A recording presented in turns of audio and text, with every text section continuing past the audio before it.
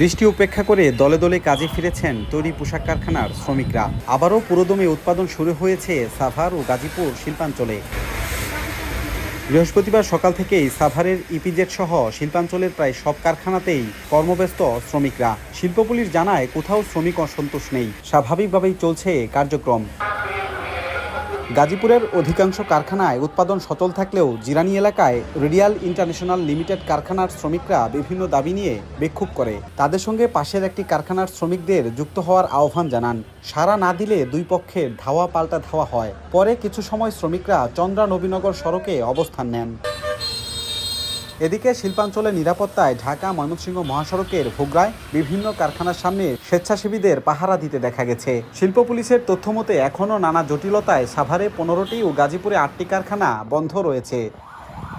রাজিবুল হাসান, সময় সংবাদ।